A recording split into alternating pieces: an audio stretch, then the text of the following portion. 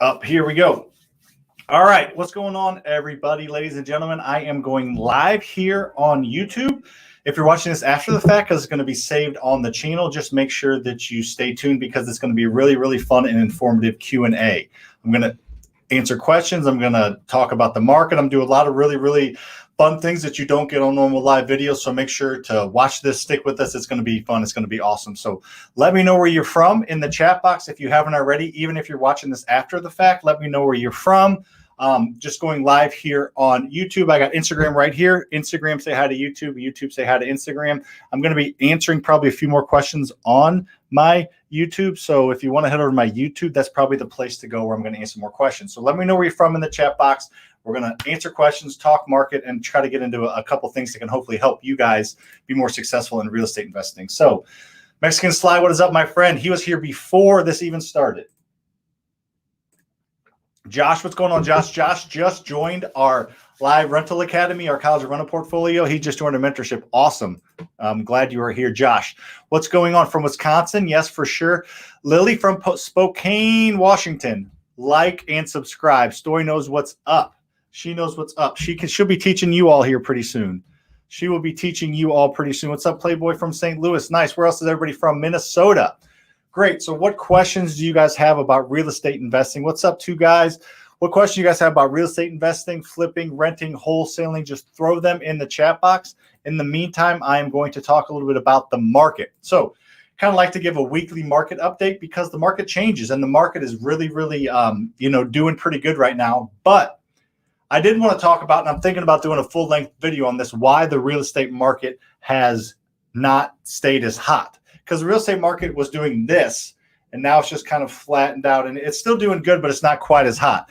So what are the reasons why the real estate market is not super hot right now? So I think there's a couple reasons. One, supply is just not there. They're still not building enough new houses, so supply is still super low.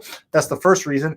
The second reason is, and I think the biggest reason not very many people are talking about why the market's so hot right now, or not as hot as it was, but still hot, is because let's see if we can give you a little graphic for this. So the market, here we go. Look how fancy this is. All right. So the market right now, you list the price, you list the house. Wow, this is just great TV. You list the price, and make sure to like and comment and share on YouTube if you haven't. So people were listing houses here, and then they were selling here. So then they were listing here and selling way over asking, right? That's pretty common. Everybody can see that. People were listing prices here and they were selling here. So they were selling over asking. That's what those two lines represent. So they were listed here and selling there. However, then they sold, and then people went to go list similar houses, and they started listing at the last sale price. So this is a $200,000 house that sold for $230,000. Well, that's a little bit over asking. That's, reasonable, but okay. But now people are selling houses. They're listing houses at $230,000, and everybody looking at it assumes it's going to sell $30,000 over asking. So nobody's going to offer $260,000 on a house that's really worth $200,000. So the reason I think it kind of slowed down is because people started to know that everything goes over asking, and then people were listing their asking prices too high because they were going off a recent sale. So that's my opinion what's going on. But who knows? Saying, hey, dude, what's up going on? You super good point. Thank you, Lisa Joe. All right, what other questions do you guys have about real estate investing, whether it's renting, flipping, or wholesaling, whatever questions you have, here to answer. Get some questions down here then. Where do you get your leads? So we get our leads from a ton of different sources. Most of our leads come from honestly networking. Nothing really specifically except just networking is where most of our leads come from. We're going to buy 230 houses this year. A majority of them are going to come with zero ad spend. Probably 125, 130 of them are going to come from zero ad spend on, our different, resources that we use, like real estate agents, wholesalers, elder law attorneys, senior care facilities. Those type of places are where we get all of our leads from. So that's kind of where the majority of our leads are coming from. But we do paid marketing. We do driving for dollars. We do list stacking. We do a ton of different things. So glad that I got Instagram up because YouTube is not really doing much right now. All right. What other questions you guys have? Keep the questions coming. We're talking real estate investing is what we're doing. How do you find virtual leads? You just got to buy lists or go online and stack lists is what you need to do. So what other questions? This is crazy. Something's Something's going on with YouTube right now, but that's all right. What is wholesaling? So wholesaling is buying a house or getting a house under contract and selling that contract. So you take a piece of paper, a contract, and you write on it and you say, Mr. or Mrs. Homeowner, I will buy your house. You don't write that. The contract says that for $150,000. Give me 2-week contingency period, close in 45 days. Then you take that contract and you sell that to a real estate investor who's going to close on it for however much, $175,000. And then when they close on it, the home seller who sold you the house gets paid $150,000 and you get paid $25,000, and they bought the house and end up fixing it up and selling it. So wholesaling is just moving around paper, but you're providing a very, very valuable service. What other questions you guys have about real estate investing, renting? 20 or 30-year mortgages? I like longer mortgages is what I like. I like 30 years. I have a bunch of leads and I'm about to start cold calling. Any advice? No, just go do them. You got a bunch of leads. You're cold calling. Advice for new cold callers. Just go call. You're going to F up. You're going to screw up. You're going to say the wrong thing. You're going to get yelled at. It's going to be horrible for like the first 250 of them. Whether you took a bunch of courses and took a bunch of notes and practice for 10 hours, it's still going to be horrible.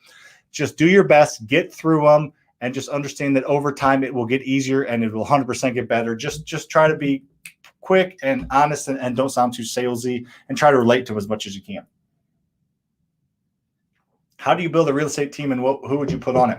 Great question, Josh. Well, you're going to know exactly how to do that because you're in the mentorship now. We'll be able to help you through that. But you just basically hire when you are doing too many things and getting too many hats. Like you're a small company, you're going to be wearing 8 different hats. When you feel like you're going to, lose your SHIT because there's too much going on, you hire somebody to take certain parts of that off, and then you grow, and then they are wearing too many hats and they're going to lose their SHIT.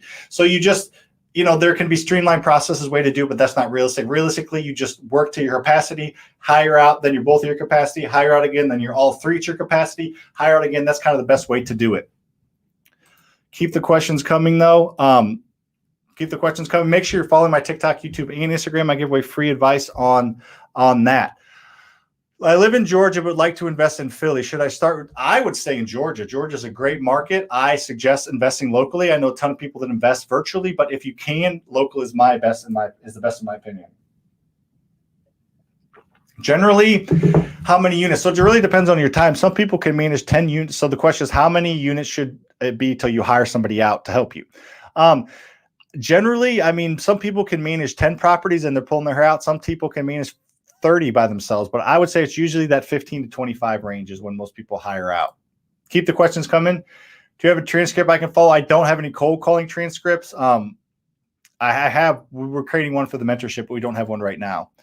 Does syndication work? Yes, syndication does work, and you probably do need a little bit of track record unless you have a great deal. The deal speaks for itself in syndicating. What is best for skip tracing? For skip tracing and cold calling, my suggestion is batch leads and batch dialer. Batch leads and batch dialer. The great skip tracing service, and their batch dialer follows all the rules. It won't make you break any laws. It does everything for you.